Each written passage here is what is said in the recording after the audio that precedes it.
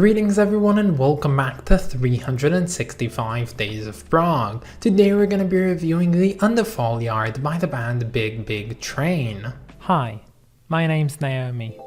I'm an avid progressive rock fan, but I'm a long ways from knowing all the prog albums out there. But this year, I'm gonna give it a try. This is 365 Days of Prog. Yes, this is the second and last time we will be reviewing Big Big Train this year, so hopefully it will be good. But anyway, here's some of my favorite bits from this album.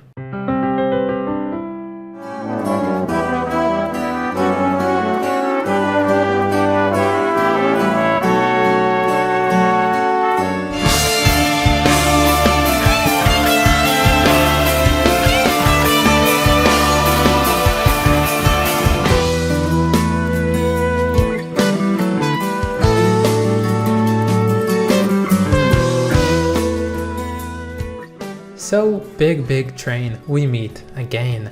Yes, last time we reviewed these guys, we've actually reviewed English Electric Full Power, and it was one of those special episodes which we've had a guest on here, being of course Michael from the Notes Reviews channel. And while I did have a great time reviewing that album with them, I do believe that that video lacked one thing that has become mandatory on this series, and that's just a good overall overview of the band and looking at their history and what led to the creation of today's album. So let's start.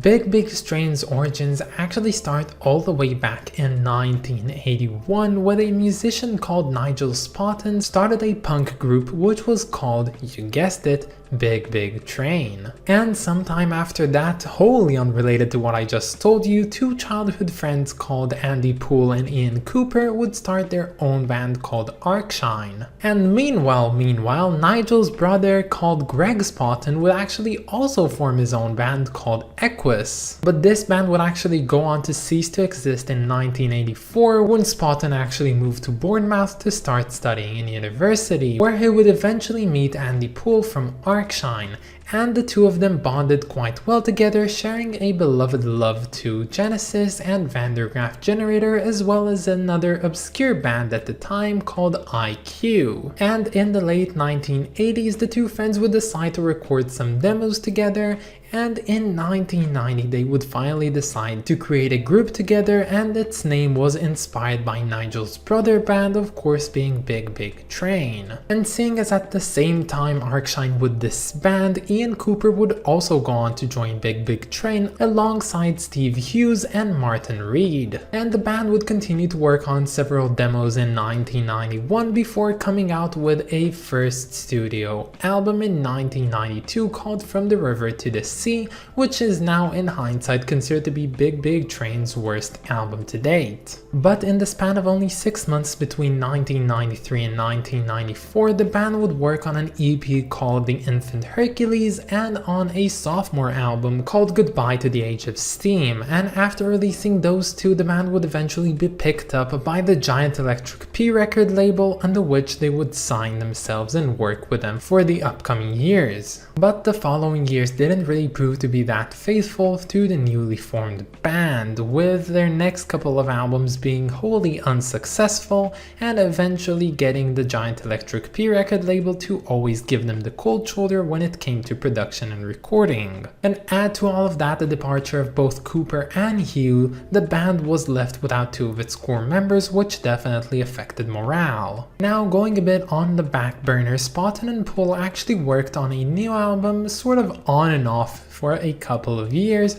when finally in 2002 they came up with their newest album called Bard, this time recorded on their own established label called Tree Frog, which would later be named to English Electric Recordings. And this album happened to get some pretty excellent reviews. Now personally, I've never listened to Bard, but looking at the reviews over on the Prog archives, I can see that this one has a pretty low average score, so I really don't know what's it about, but my personal assumption would be that that this one is a good album for non-prog lovers. And then the band would go on to release some really good albums in 2004 and 2007, when suddenly in 2009 Spotin would actually announce that both drummer Steve Hughes and vocalist Sean Filkins would be leaving the band, resulting in the fact that two new members would be joining the band, being the drummer Nick DiVergilo from Spock's Beard and a pretty much unknown vocalist and multi-instrumentalist called David Longden. And this new lineup of the band would go out and create a new album, which would turn out to be a seminal album for the band.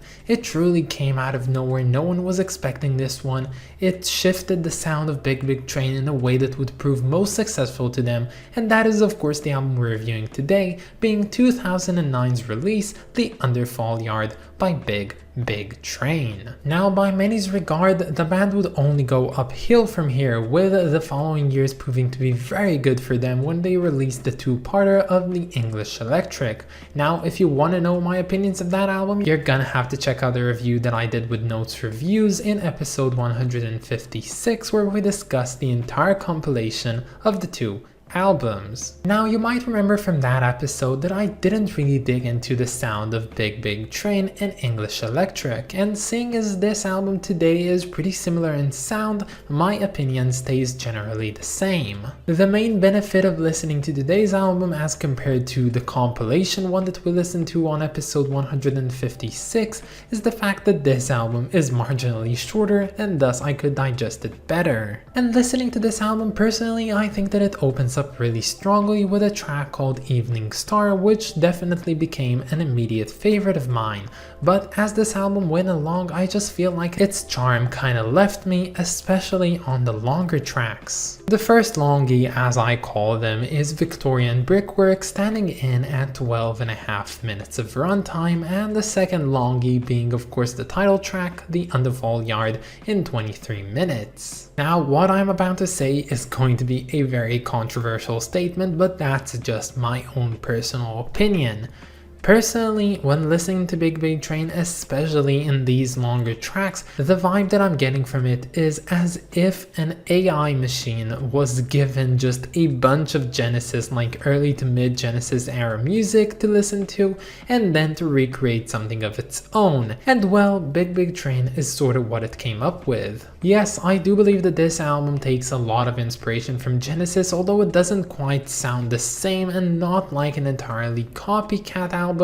But again, it doesn't even reach the same heights as Genesis at any point, and honestly, I just find it redundant. And yes, there's of course a lot of subjectivity on here, seeing as I'm not a huge fan of the Genesis sound to begin with. I just found this one to be, meh, I guess it's okay, but not more than that. And while I do get the sheer appeal of this and the fact that the band is doing some really professionally made work with a great production level, of course being spearheaded by no other than the late David Longden, I still can proudly say that this really isn't my cup of prog. But if there's one thing that I do really appreciate about the sound of The Underfall Yard is the fact that it takes very subtle and very direct inspirations from Genesis without turning it into the crappy neo-prog that we see in every single corner nowadays. And with that being said, that is all, and it's time to say goodbye to this band because this will be the last time we review them this year. Surely I'll be coming back to Big Big Train sometime next year, but honestly with no immediate rush.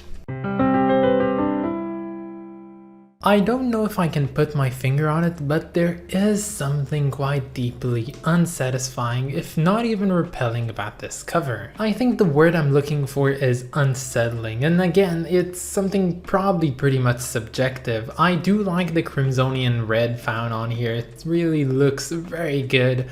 But maybe something about the fact that the two people in the cover holding something that to me looks like a colon, maybe that sort of feels unsettling to me. And personally, if you ask me, I think that the later covers of Big Big Train actually look way better. Maybe they're not all consistently that good, but they are consistently themed and they look the same, and that's something which I personally really like, and I'm really happy to see them actually discovering their visuals when it comes to the album covers. But this one, much like the last review I did about Big Big Train, will be getting a pretty much underwhelmed rating of 6 out of 10. But that's about it, guys. I hope that you enjoyed this video, and stay tuned for tomorrow because we're going to be listening to Sing to God by Cardiacs, a band which I'm really looking forward to.